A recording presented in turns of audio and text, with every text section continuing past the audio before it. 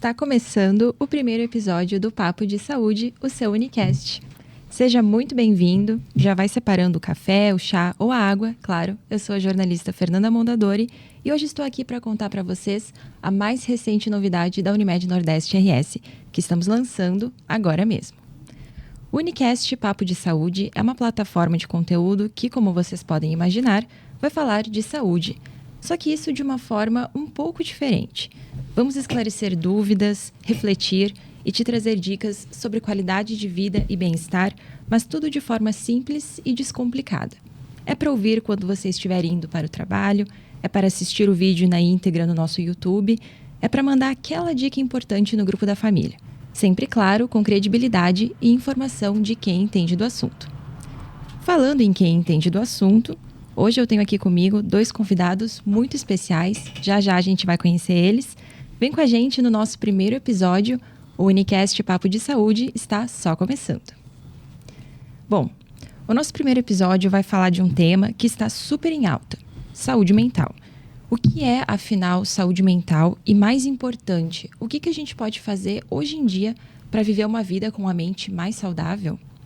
Para me acompanhar nessa conversa, nossos convidados, começando pelo Dr. Celso Luiz Catânio, médico psiquiatra cooperado da Unimed Nordeste RS, se apresente para os nossos ouvintes e telespectadores. Oi, bom dia. É um prazer participar da atividade aqui, agradeço o convite. Eu me formei na Universidade de Passo Fundo, em 83. Fiz a residência médica em psiquiatria no Hospital São Lucas da PUC. E depois fiz uma formação no CEAPIA em terapia familiar. E, posteriormente, fiz uma especialização em dependência química no Hospital de Clínicas da USP, em São Paulo. E estamos aí trabalhando no dia a dia, né? Tentando proporcionar uma saúde mental a todos aí, né? Muito bem.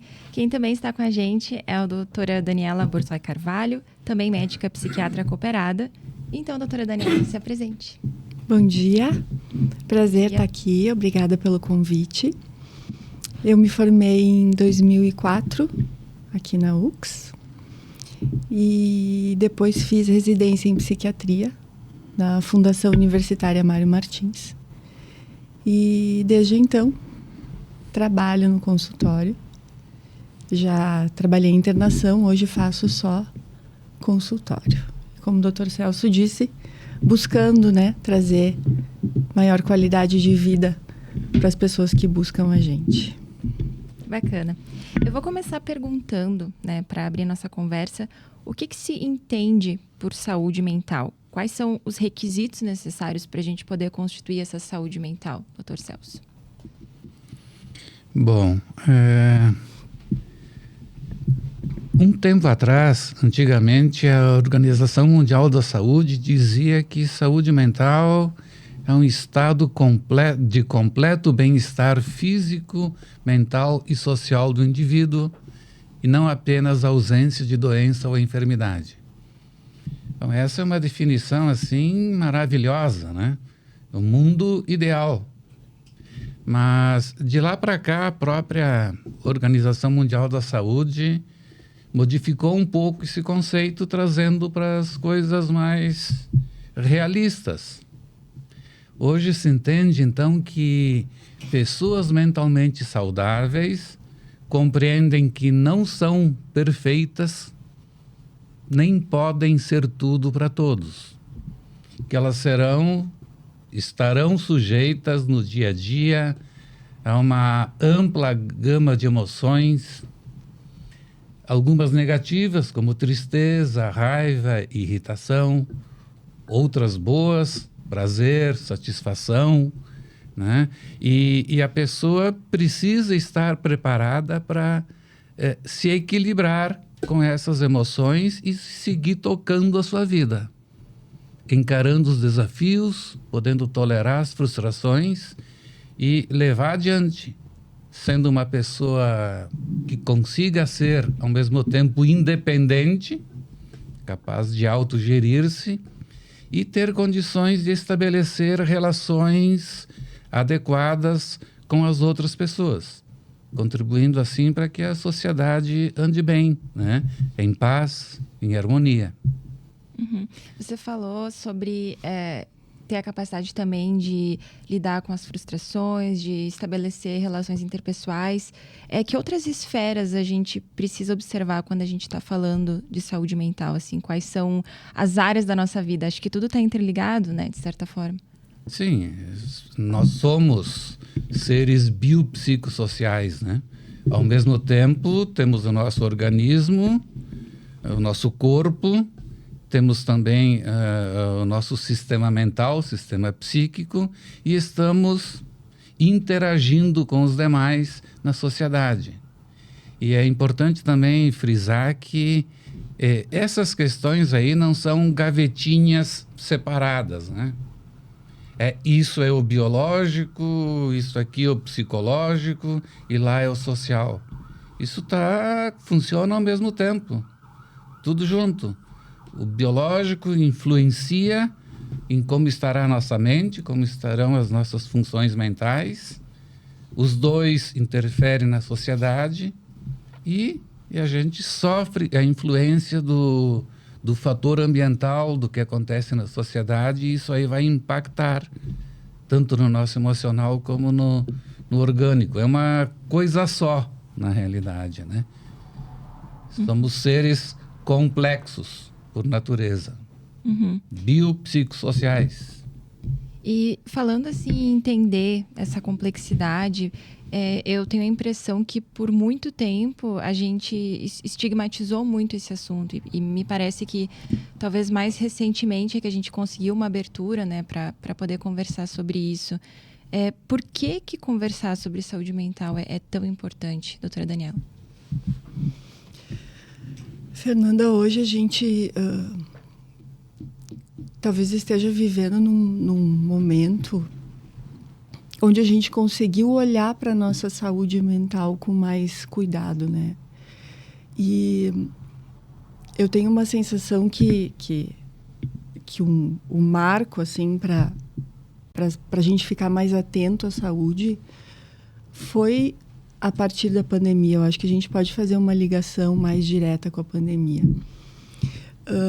Pelo fato de ficarmos mais vulneráveis à saúde física como um todo, ficarmos mais restritos às nossas casas, sem contato social como a gente gostaria com as pessoas. E eu acho que isso fez com que a gente se deparasse mais com os nossos medos, os nossos monstros, e serviu de um certo alerta para a gente buscar o cuidado com a nossa saúde mental. Talvez nesse momento a nossa vulnerabilidade nos colocou muito em contato com as nossas fragilidades, né? Então, mais do que nunca, a importância da gente entender, como o Dr. Celso disse, que nós somos uma unidade, né? O nosso corpo funciona se a nossa saúde mental, se a nossa cabeça também está funcionando. Então, alinhar sono, alimentação, movimento, lazer, contato com pessoas que a gente gosta, com coisas que a gente gosta de fazer. Isso é o que nos dá a saúde, né? Esse conceito de saúde que é muito amplo, como a gente estava conversando. E eu acho que essa é a importância da gente se manter atento à nossa saúde mental. O nosso cérebro coordena o nosso corpo, nossas funções como um todo, né? E falar sobre a nossa saúde mental com pessoas ao nosso redor, com as pessoas ao nosso redor, por vezes é um pouco assustador, né? Falar sobre os nossos medos com as pessoas é um pouco assustador.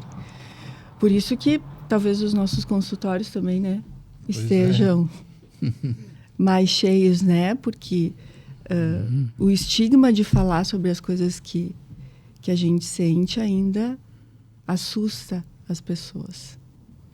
E a que se atribui essa questão das pessoas estarem buscando mais terapias, estarem até parece que a gente ouve falar, cada vez mais pessoas do nosso círculo, né, passando por algum tipo de condição que envolve sua saúde mental. Será que a gente está adoecendo mais? Será que a gente, na verdade, só está buscando mais auxílio? Boa pergunta. Eu acho que é a confluência das duas coisas, sabe? Eu acho que a oportunidade de buscar ajuda e entender que a ajuda hoje também chega mais fácil às pessoas, né? A gente tem mais psiquiatras, a gente tem mais psicólogas, a gente tem mais divulgação a respeito do que é patológico e o que é a normalidade, né? A gente tá mais atento ao nosso sofrimento. E talvez seja isso que faça as pessoas buscarem mais ajuda, seja o sofrimento que os sintomas infligem a elas, né? E poder ter essa porta aberta para conversar sobre esse sofrimento é a entrada para a gente conseguir aliviar as nossas tensões e buscar uma qualidade de vida melhor. E é como tu disse, a gente vê as pessoas buscando mais terapia, buscando mais consulta médica, não só para medicação, mas também para informação, para entender se aquilo que elas estão sentindo precisa ser olhado de outra maneira, se aquilo que ela está vivenciando está dentro de uma normalidade. Até sobre isso, um fato bacana, né, de reforçar. A gente está no Setembro Amarelo, né, que é o mês que alerta sobre a prevenção do suicídio. E a Unimed Nordeste RS está com uma campanha que tem como objetivo justamente conscientizar as pessoas sobre a importância de fazer o que a gente está fazendo aqui hoje, por exemplo, que é conversar sobre esse assunto, né? Abrir o diálogo, procurar ajuda e dizer que está tudo bem procurar ajuda. Então, eu queria que vocês falassem um pouquinho sobre a importância da rede de apoio, né? O mote da nossa campanha é Como Vai Você? Então, a gente busca motivar as pessoas, tanto quem está do outro lado, né? Ser uma rede de apoio, estar aberto para ouvir, quanto aquela pessoa que, de repente, está passando por um momento difícil e precisa saber que ela vai ser ouvida. Então, qual que é a importância dessa rede de apoio quando a gente fala da nossa saúde mental? Bom, eu acho, assim, fundamental, né? E puxando de novo a questão da pandemia, eu acho que ela acabou proporcionando condições para que as pessoas se unissem mais. Por exemplo, eu percebi lá no condomínio onde eu moro que muitos condôminos se colocavam à disposição quando iam a um mercado, perguntavam aos outros se precisavam de alguma coisa, né? Então isso aí é um belo exemplo de rede de apoio. Um ajudando o outro naquilo que o outro necessita. Eu acho que isso proporcionou também um aumento do entrelaçamento entre as pessoas, mais união, mais diálogo. O fato de ter que ficar em casa acabou aproximando os familiares e aí o diálogo teve que aumentar. E, pessoalmente, eu acredito que muitos dos problemas no mundo atual seriam melhor resolvidos se houvesse mais diálogo, mas mais diálogo assim de qualidade. Diálogo tete a tete, que a pessoa se dispusesse a ter uma escuta de qualidade para ver exatamente como o outro está, como o outro se sente. É o meu entendimento também, né, do mundo atual, que a comunicação avançou de forma extraordinária. A gente está conectado com o mundo a todo momento, a toda hora, em qualquer parte do mundo, mas, contraditoriamente, com esse avanço da comunicação, eu acho que as pessoas nunca se entenderam tão pouco como hoje em dia. a gente mal sabe o que está se passando na mente, no íntimo da pessoa que está ao nosso lado. E também, eu digo paradoxal, né? Porque a facilidade de comunicação é enorme, mas as pessoas têm uma comunicação entre elas de baixa qualidade. Quase não conversam, quase não se entendem. Tanto que a gente vê problemas relacionados intrafamiliares, né? Nunca se ouviu tanto problemas de pais com filhos, entre irmãos, problemas graves de agressões, né? Pais que descobrem alguns problemas com os seus filhos, que eles se surpreendem no momento, mas é um problema que já vinha acontecendo há 4, 5 anos, né?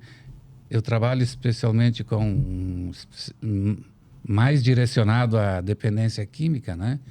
E alguns pais procuram de forma urgente, apavorados, querendo resolver um problema porque descobriram que o seu filho está envolvido com drogas. Mas a gente vai examinar e ver que essa pessoa estava envolvida com drogas já faz 5 anos. Né? Então, onde que estavam antes, né? Como é que estava essa família? Se só depois de 5 anos descobriram e aí ficaram com a sensação de urgência, tem que ver agora, tem que resolver agora. Eu digo, mas o problema não começou agora. Então, esse contato aí mais íntimo, mais próximo, tem que melhorar. Essa é a minha opinião, né?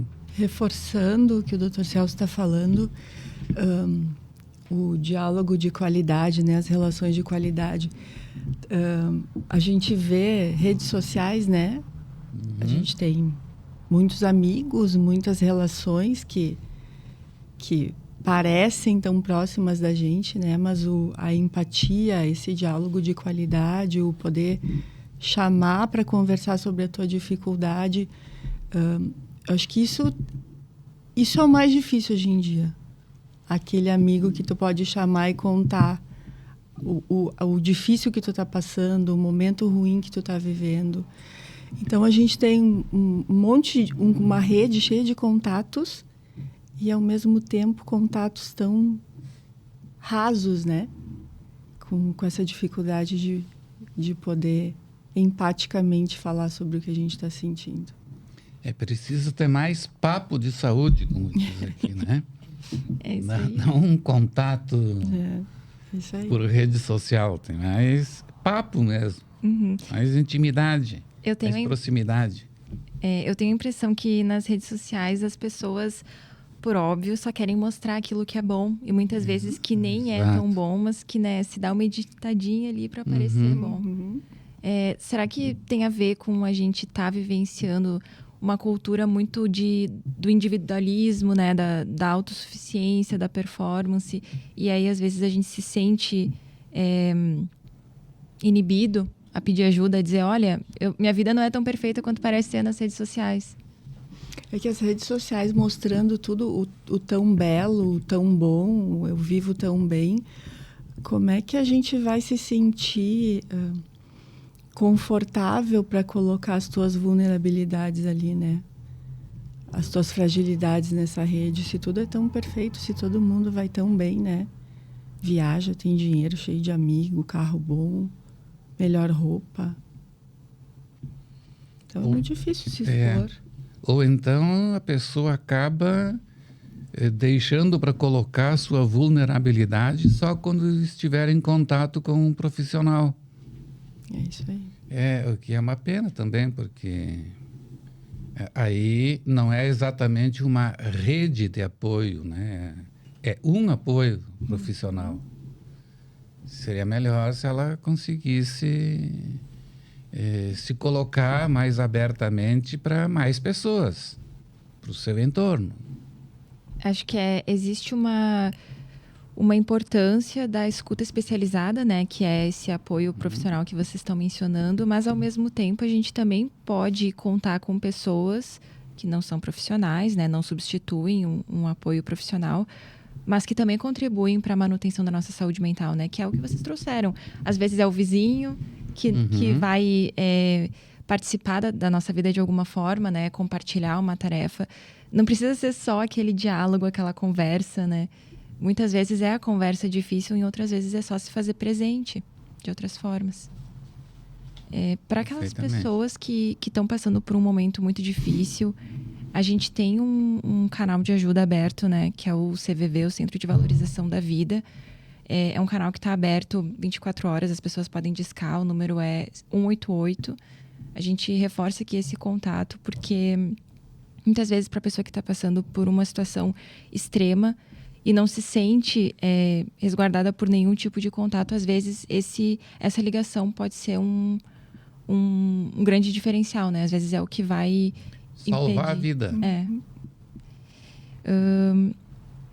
Por ser um grande tabu, né? Eu já vou entrar nesse assunto, que é um assunto delicado, mas que eu acho importante a gente falar sobre isso hoje. Sendo um grande tabu, né? Parece que muitas pessoas se recusam, nem mencionam a palavra suicídio. A gente sabe que existe todo um cuidado quando a gente vai falar disso. Por exemplo, na mídia não se noticia suicídio, né? Porque a gente entende que é um gatilho para as pessoas que podem estar num momento de vulnerabilidade. Mas quando a gente fala, por exemplo, de alguém que a gente conhece, que fala sobre, de repente tem algum sentimento e menciona isso, muitas pessoas entendem que, bom, se a pessoa está falando sobre isso, é porque ela não vai chegar a fazer isso. Isso é verdade? Como é que a psiquiatria vê isso? Não, isso na realidade é um mito, né? Porque se sabe que a pessoa que pensa em suicídio e que de fato existe um risco significativo, ela já deu, antes de ter feito o suicídio propriamente dito, já deu claras manifestações de que pensava em fazer isso. Deu dicas. E sempre que isso acontece, o indicado é nós chamarmos a pessoa e conversarmos abertamente. Porque através da conversa ela poderá se abrir, ela poderá ver que o problema não é tão grande assim, tem uma ajuda, tem mais alguém que está junto, né? Ela expressando o que ela sente, pelo que ela está passando, aí nós teremos condições de entender melhor o que está acontecendo e proporcionar a ajuda necessária. Agora, deixando quieto é pior, porque a pessoa vai estar com ela mesma e ela está naquele momento com uma ideação negativa, né? Está com pensamento negativo, então ela acabará sendo uma má conselheira para ela mesma. Quanto mais ela puder se abrir com uma pessoa adequada, com uma pessoa que saiba ouvir, uma pessoa que tenha condições de ajudar, ela vai ter um apoio importante para encontrar uma saída diferente daquela que ela estava pensando, né?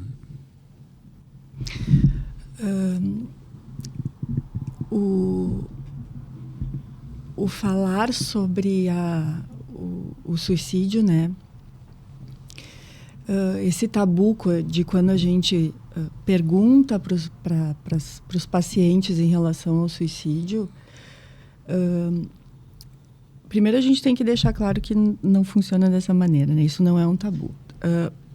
Tu podendo falar sobre o suicídio com os... Em especial, tô delimitando agora talvez para as pessoas que chegam até a gente, né?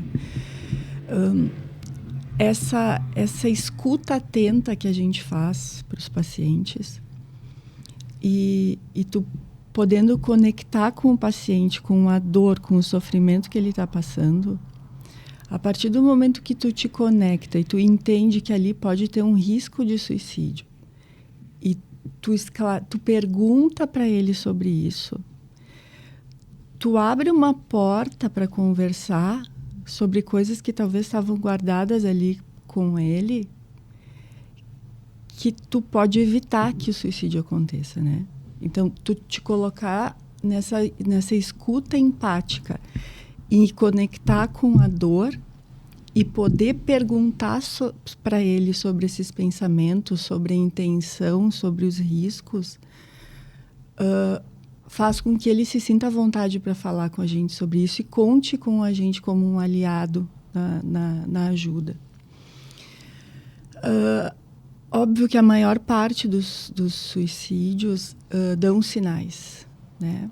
Isso que a gente escuta que quem quer não comunica, não pede ajuda, claramente não é verdade, né? Na maior parte das vezes existem os sinais. Mas também tem aquela parcela de de pacientes, de pessoas que vão cometer o suicídio sem deixar rastro nenhum, né? Porque isso também é importante. Às vezes a gente acha que houve o suicídio e a gente vai em busca de um culpado ou se sente culpado. Como é que eu não vi isso? Como é que eu não estava atento? Mas tem pessoas que cometem o suicídio sem deixar o rastro de que ia acontecer. E isso é importante porque após o suicídio, né, a gente fica... Meu Deus, onde é que eu errei? Onde foi que eu falhei? Como é que eu não vi? E, por vezes, não existe culpado. A pessoa tinha aquela intenção, tinha a letalidade ali, a intencionalidade presente e não comunicou isso para ninguém. Então, poder estar, sim, atento aos familiares, aos amigos e entender nas entrelinhas, né, em relação a alguma atitude que ele teve, uma frase que ele falou, um descuido maior com a saúde, com a aparência, um isolamento em relação ao seu grupo. Isso deveria nos deixar atentos a buscar ajudar, entender, ouvir essa pessoa. Muito importante isso que a doutora Daniela colocou, de estar atento nas entrelinhas, né? Perceber a sutileza de uma frase, né? Falando de prevenção, quais são outros sinais que a gente precisa estar atento, né? De que a gente está iniciando, às vezes, um processo de adoecimento mental, tanto na gente quanto em quem está do nosso lado? Você falou de questão de isolamento, algum descuido com a saúde. É interessante pensar sobre isso, né? Muitas vezes a gente atribui alguns sinais assim a um sintoma da sociedade que a gente vive hoje, que a gente não tem tempo. Mas não prestar atenção sobre essas coisas também pode ser um sintoma de que alguma coisa mais séria está acontecendo, né? Eu colocaria da seguinte maneira. Primeiro, nem sempre o suicídio tem ligação com doenças mentais, com patologias mentais, né? O suicídio acontece também naquelas pessoas que vinham bem e aí houve um acontecimento na vida daquela pessoa que ela não conseguiu dar conta. E isso a gente pode atribuir a uma ruína financeira, uma separação, um desentendimento. E existe aquele outro público que tem uma patologia, né, que vem com sintomas de depressão, de ansiedade, um transtorno bipolar, uma esquizofrenia. E aí o suicídio, o risco de suicídio é maior nesse público. Então, o que a gente atenta, né? Uma pessoa que vinha num funcionamento e daqui a pouco começa a se isolar do seu grupo, não ter ânimo, disposição, vontade de fazer as coisas, perde o interesse e o prazer naquilo que ele gostava de fazer. O desleixo físico, né? O descuido físico. Não quer mais se comunicar com as pessoas, então deixa de atender telefone, deixa de responder mensagem. Não quer mais ir para a escola, não quer ir para o trabalho, ou sente muita dificuldade de fazer essas tarefas. Tristeza num nível maior do que a, né? Tristeza isoladamente não significa muita coisa, a gente tem que avaliar dentro desse contexto, né? Choro sem motivo aparente, aumento da irritabilidade, comportamentos de risco, uma pessoa que começa a beber mais, fazer uso de mais entorpecentes, de mais substâncias químicas. O que mais, doutor Celso? Acho que esses são os sinais mais importantes que a gente...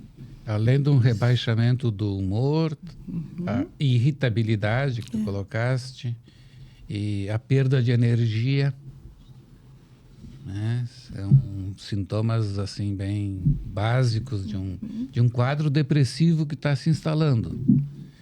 E só um comentário a respeito do que a doutora Daniela colocou, que tem alguns casos que realmente é difícil de prever.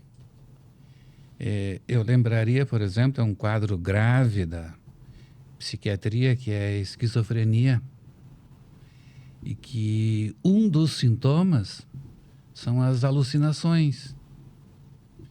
Então, e algumas dessas alucinações podem ser com vozes de comando, né? A pessoa ouve uma voz e ela diz que é para fazer tal coisa. E sendo relacionado com suicídio, né, por exemplo, isso pode acontecer de uma hora para outra e pegar todo mundo de surpresa. Tem a ver com o quadro de esquizofrenia que teve um agravamento e que fez com que esse sintoma viesse à tona de uma forma mais forte, né? Naquele momento aí, nesses casos é muito mais difícil prever do que esse outro dos quadros afetivos, bipolares ou depressivos, que normalmente eles vão se instalando, né? Vão se agravando.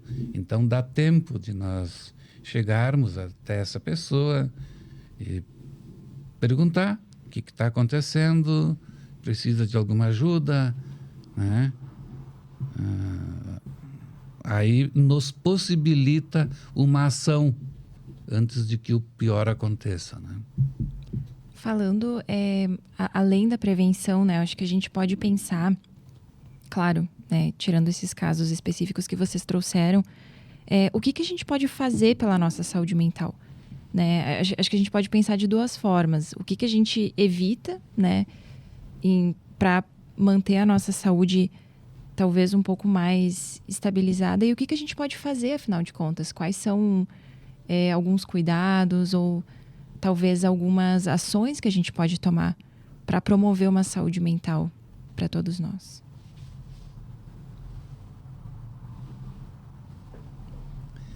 Bom, permitir-se, né? Dar-se um tempo, olhar para si, entender que a vida, que o trabalho faz parte da nossa vida, mas nossa vida não é só trabalho. Tem que ter o tempo do lazer, tem que movimentar o corpo, atividade física, alimentação de forma adequada. O sono é muito importante. Sono de qualidade, sono por um período de tempo necessário para o descanso, né? Isso tudo serve para que a pessoa consiga, inclusive, ter uma energia maior, uma disposição maior para fazer aquilo que precisa ser feito, o seu trabalho propriamente dito, né? Mas, antes de tudo, e mais importante, é que a pessoa pense em si e tenha sempre a noção de que a vida, o seu viver, é o bem mais importante. Alguns dizem que a maior empresa do mundo é a vida que cada um leva, né? E a própria pessoa é o diretor-presidente dessa empresa. É o gerente, é o responsável. Então, se a pessoa não está bem, é porque ela não está sendo bem administrada. E é a própria pessoa que cuida disso. Ele será o responsável último por fazer as escolhas, por direcionar como que deve ser conduzida a sua vida, como deve ser administrada a maior empresa do mundo. É a vida que nós levamos. O equilíbrio, né, entre o trabalho, o lazer. Uhum. Equilíbrio. Entender que talvez, como vocês comentaram no início da conversa, não é uma questão de estar sempre bem, né? De ter uma estabilidade em tudo, mas de conseguir lidar com essas adversidades que vão surgir, né? Inevitavelmente. Uhum. Faz parte da saúde mental, a pessoa mentalmente saudável é a pessoa capaz de enfrentar os desafios, tolerar as frustrações que vão surgir sempre na vida de todos nós. E nós temos que ser capazes de seguir adiante, mantendo o equilíbrio. Porque se diz que a saúde mental também ela se dá no tênue e no delicado equilíbrio entre forças opostas. Forças que vêm de dentro, inatas, que nossos instintos que buscarão a satisfação dos seus desejos, né? Mas em contrapartida tem a realidade externa, né?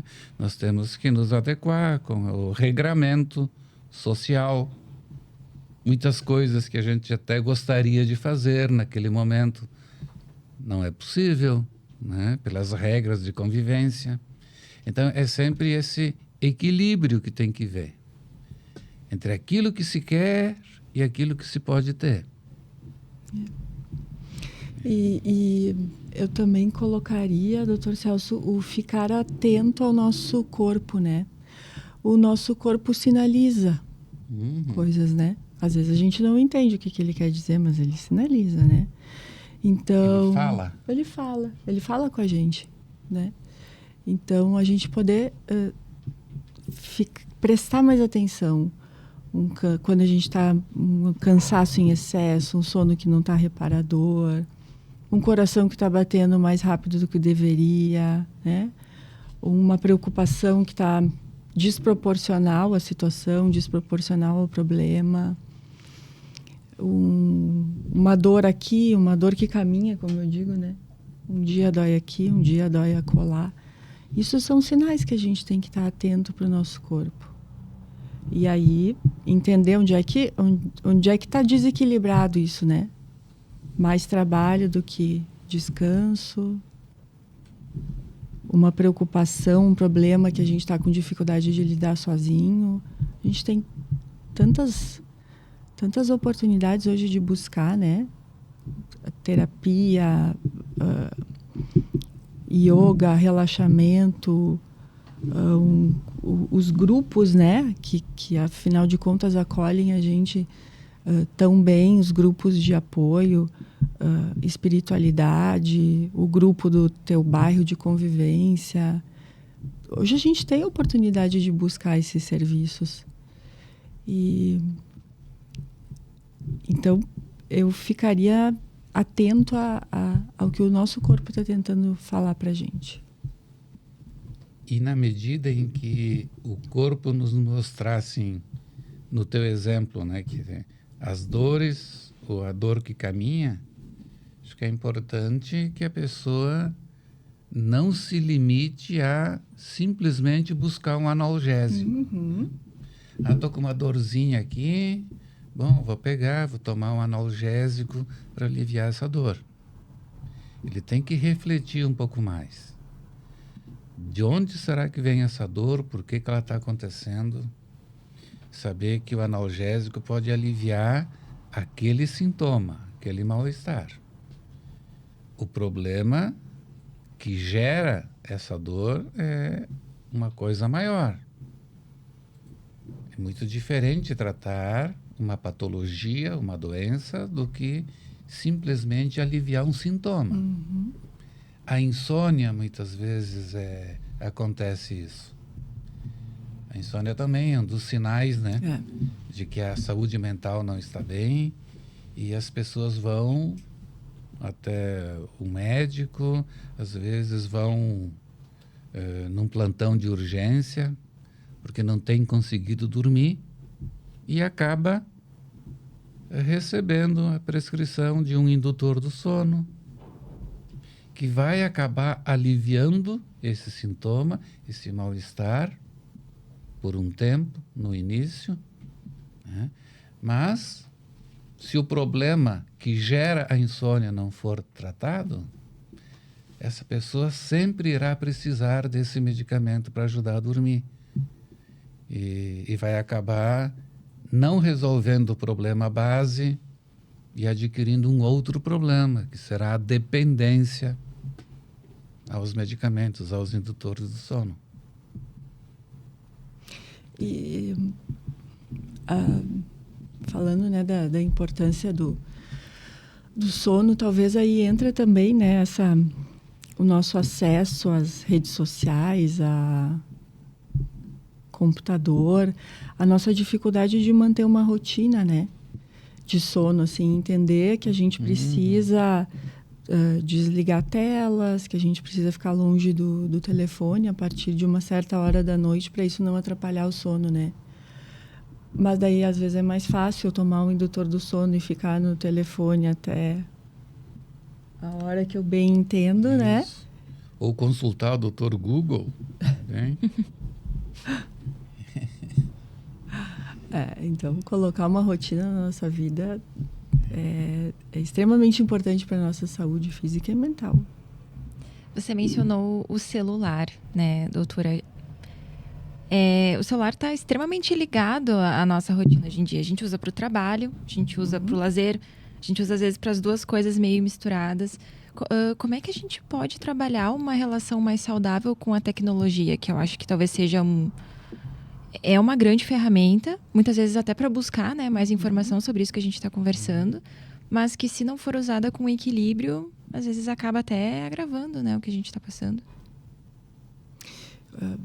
E a gente tem dificuldade de botar hoje um limite, né, no nosso uso de telefone, né? Nosso contato com as redes. É difícil a gente botar um limite.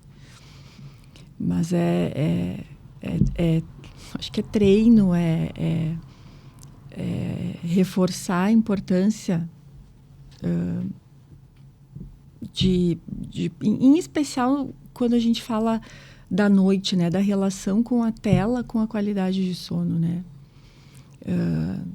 A gente deixa o telefone do lado da nossa cama, tem pessoas que despertam e a primeira coisa que fazem quando despertam no meio da noite é buscar o telefone, e sabendo que aquilo ali vai reforçar a dificuldade de voltar a dormir, né?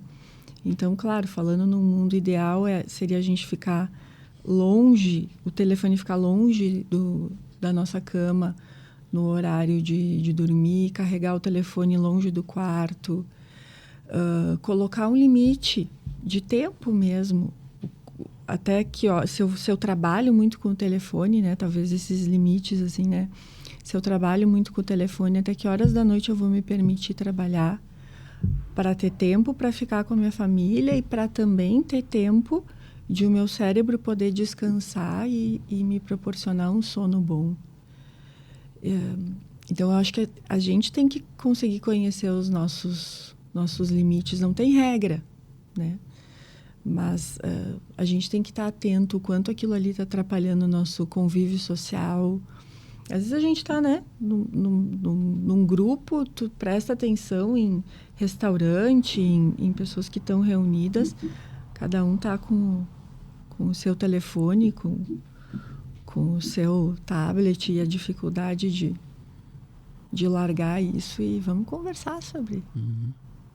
A família sai para jantar e cada um com seu celular faz um determinado tipo de contato e praticamente não conversam, né? Acho que o exagero aí do contato com o celular, inclusive, pode mascarar essa dificuldade de diálogo, né? Porque daí as pessoas interagem pelas redes sociais e ficam sabendo de muita coisa, conversa, e deixa de ter o contato mais humano, mais próximo. Muitos problemas que afetam lá no fundo, né, a alma, ficam escondidos, porque isso dificilmente vai aparecer pelo celular, pelo computador. É no contato presente, humano, que vai se perceber isso. Falando de tecnologia, de gerações, né, como vocês comentam da questão das relações familiares, será que as crianças, as gerações que estão vindo agora, elas estão vindo talvez num tempo um pouco mais ansioso, assim, porque muitas já crescem, né, com esse contato frequente com a tecnologia, enquanto elas estão num período muito importante de desenvolvimento. Então, como é que vocês enxergam isso, assim, a diferença das nossas gerações hoje para o que era uma vez? Claro, sem idealizar, né, acho que a gente também não pode ficar muitas vezes generalizando, mas enfim, qual que é a impressão de vocês sobre isso? Será que as crianças já estão ficando mais ansiosas, assim? Já estão nascendo mais ansiosas, me parece?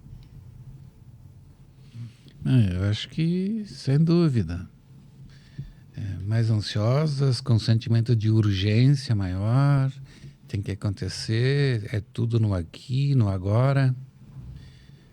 Não existe muito a compreensão do porquê das coisas, que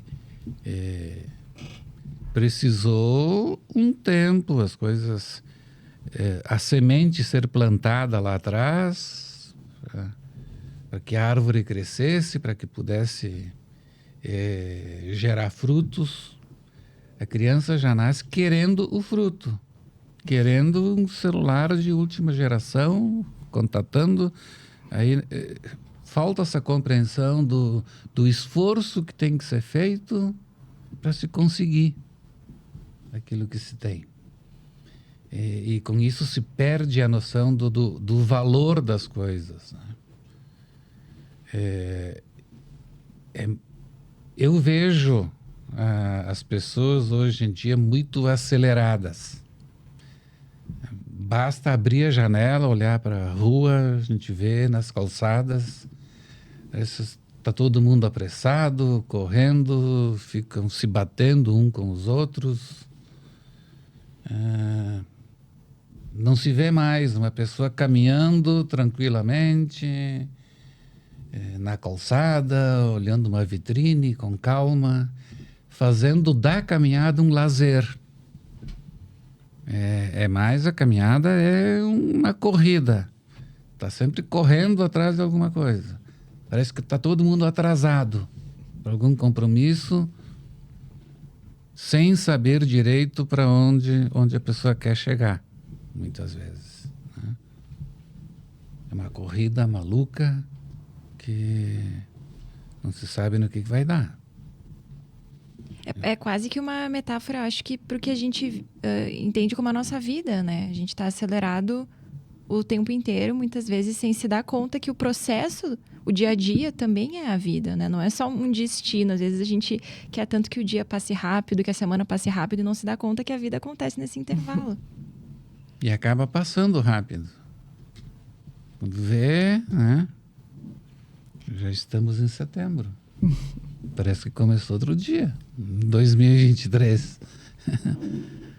É verdade. Gente, por fim, eu gostaria de pedir uma... A gente falou, né, sobre vários assuntos importantes, mas talvez uma dica, assim, uma reflexão final de vocês, falando, né, sobre tudo que a gente conversou, sobre saúde mental, sobre tempo, né? Talvez tempo seja uma palavra muito importante para a gente ter em mente quando a gente fala disso. Se vocês pudessem deixar uma mensagem, assim, como aproveitar melhor o nosso tempo, o que a gente não pode esquecer quando a gente fala da nossa relação com o tempo? Tempo é o nosso bem mais precioso, né? Acho que talvez partindo disso, dessa premissa, assim, de que o que a gente tem é o tempo e o aqui e agora, eu reforçaria esse equilíbrio entre a família, o trabalho, o tempo para a gente, para o nosso exercício, para a nossa leitura, para o nosso tempo de telefone. Aproveitar o tempo a nosso favor, fazendo aquilo que a gente gosta. Como o Dr. Celso disse, a vida não é só fazer o que se gosta, né? A vida de um adulto é também fazer aquilo que não gosta, mas precisa, né? A maturidade é isso, é poder entender que a gente não tem tudo, a hora que a gente quer, o tempo que a gente quer. Mas o tempo é o nosso Senhor e o tempo ajuda a gente a organizar as coisas que a gente quer da maneira que a gente gostaria.